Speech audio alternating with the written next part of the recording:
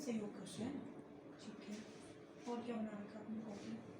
Copy सभी बना रखी है, किसान समस्या समाधान की भी, फील्ड विजिट भी है। सबसे मेजर क्या किसान समस्या आई आपके सामने?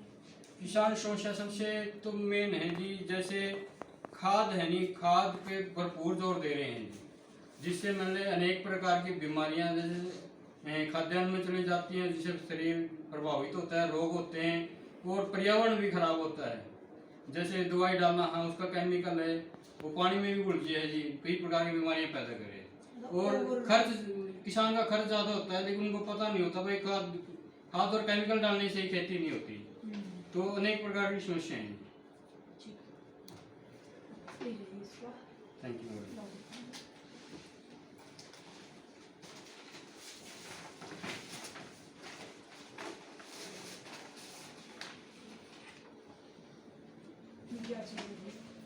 लाइफ साइकिल और फिर पिंक बैकबोन भी। हम लोग क्यों पढ़ते हैं लाइफ साइकिल ताकि हमें पता चले कि हमें किस स्टेज पे स्प्रे करना है, किस स्टेज पे उस पर दवाई असर करती है और ये हमें कितने समय तक ये रहती है हमारे खेत में।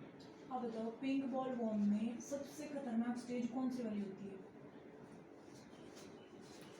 नहीं पता? पिंक बॉल वॉर्म नहीं पढ़ा आपने? कौन सा एरिया है आपका? जुलाना में कपास नहीं पढ़ा? हमने जैसे बीजों के बारे में सीखा है, बीज 4 प्रकार की श्रेणी होती है बीजों की। न्यूक्लियस बीज होता है, उसके बाद मैडम ब्रीडर बीज तैयार किया जाता है, उसके बाद फाउंडेशन और उसके बाद सर्टिफाइड बीज तैयार होता है। और न्यूक्लियस बीज के अंदर कोई टैग नहीं होता मैडम जी। ब्रीडर के अंदर गोल्डन ब्राउन टैग होता है मैडम। और मैडम जो फाउंडेशन के अंदर वाइट टैग होता है। हाँ जी। और जो ये सर्टिफाइड है इसके अंदर ग्रीन एंड ब्लू 2 टैग होते हैं मैडम। हाँ जी। और टीएल सीड के अंदर जस्ट नॉर्मल होता है मैडम, ग्रीन टैग।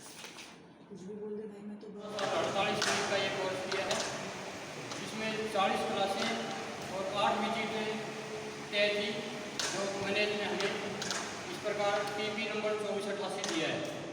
तो इसमें हमें समय समय पर डॉक्टर सुभाष जी के नेतृत्व में हमें 8 विजिट जाने का मौका मिला। वहाँ पर अनेक प्रकार की हमने बातें सीखने को मिली।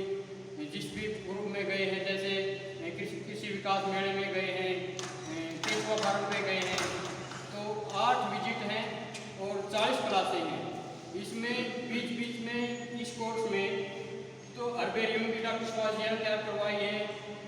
विभिन्न जैसे किसान समस्या समाधान से संबंधित जो भी समस्याएं हैं, जैसे हम गांव में गए हैं या दुकान है हमारी किसी की भी, तो जो किसान आए हैं उनकी समस्याएं सुनी है और जो समस्याएं का समाधान हमसे न होकर तो हमने विद्वान जो हमें यहाँ पर पढ़ाने आए हैं, कुछ ज्ञान देने आए हैं, उनसे पूछकर उनकी समस्याओं का समाधान करने की पूरी कोशिश की है।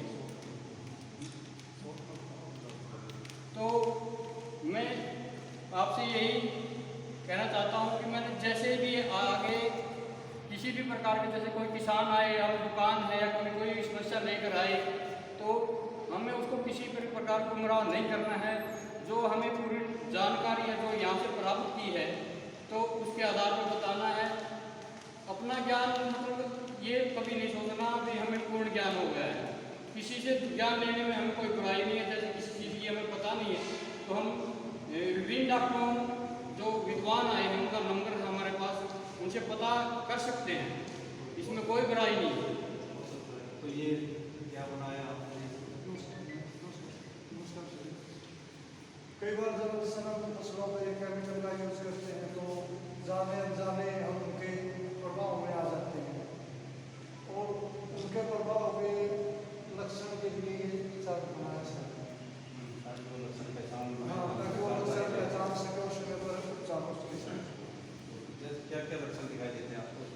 जब भी कोई किसान केमिकल के प्रभाव में आता है सर, तो सबसे पहले सर में दर्द होना, जी मचलना, उल्टी होना, गले का रुकना, इस प्रकार के लक्षण आते हैं।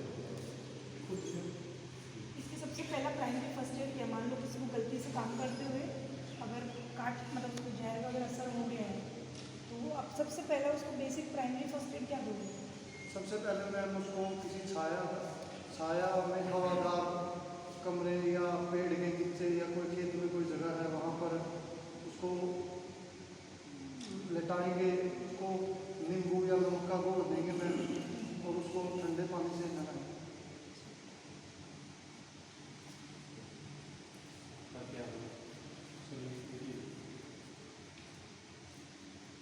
क्या है ये सर मेंस है इंसेक्ट जैसे मर्जी जिसका हानिकारक कीटाणु कीट हैं उनसे हमारे को कितना प्रकार का नुकसान हो सकता है उसी के बारे में।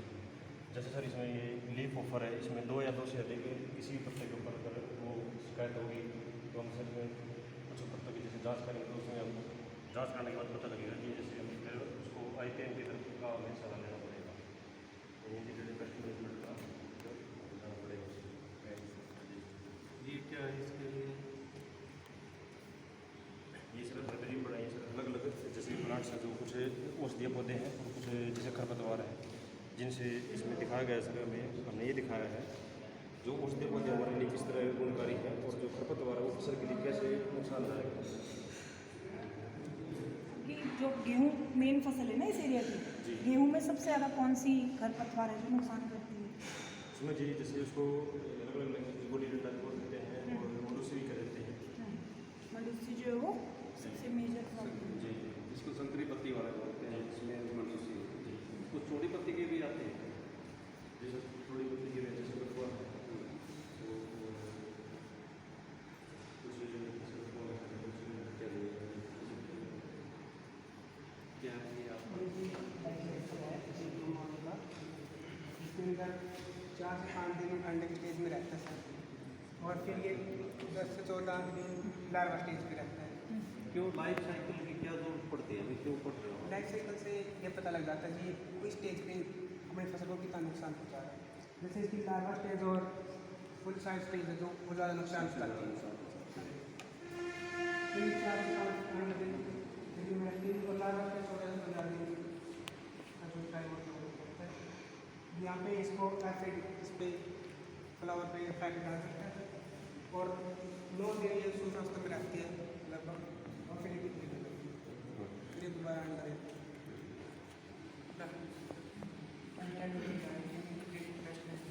इसमें हम सॉइल प्रिपरेशन से लेके और सॉइल क्रॉप हार्वेस्टिंग तक का सारा प्रोसेस हम करते हैं कि हमें किस टाइम पे क्या करना है।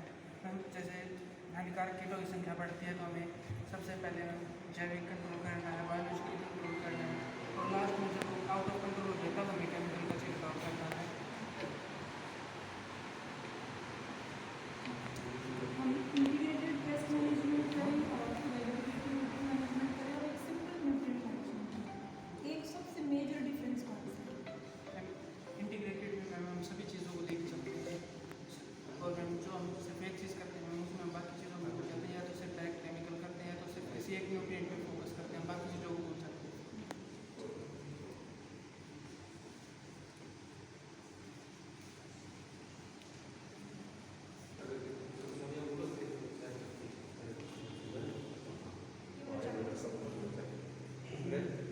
ये इसकी बोलते हैं न्यूट्रिएंट देने के लिए तो उसमें हर टाइप का न्यूट्रिएंट डालते हैं, जैसे बेसिक खाद है वो डालेंगे और केचुआ खाद है ये सब डालेंगे। एक तो होती है न्यूट्रिएंट मैनेजमेंट सिंपल, एक हमने कह दिया इंटीग्रेटेड न्यूट्रिएंट। तो न्यूट्रिएंट मैनेजमेंट में और इंटीग्रेटेड न्यूट्रिएंट मैनेजमेंट में क्या सबसे बड़ा अंतर है? इंटीग्रेट में मिक्स होती है, मिक्स मतलब मैम ऑल अराउंड हर टाइप की खाद डालते हैं उनको बचाने के लिए। अच्छा ठीक। अब एक तो INM हो गया, एक IPM होता है। IPM क्या होता है? इंटीग्रेट पेस्ट एक तत्व पेस्ट मैनेजमेंट, तो उसको उसमें क्या किया जाता है? उसमें मैम सभी तरह के प्रबंध किए जाते हैं हाँ, पेस्ट को ख़त्म करने के लिए। क्या क्या टाइप होती है प्रबंधों? उसमें मैम बायोलॉजिकल, फिजिकल, पेस्टिसाइड भी है, वो सबसे बाद में है मैम। फिजिकल बायोलॉजिकल कंट्रोल क्या होता है? एक एग्जांपल बताओ बायोलॉजिकल कंट्रोल का। एग्जांपल है बायोलॉजिकल कंट्रोल एजेंट का नाम।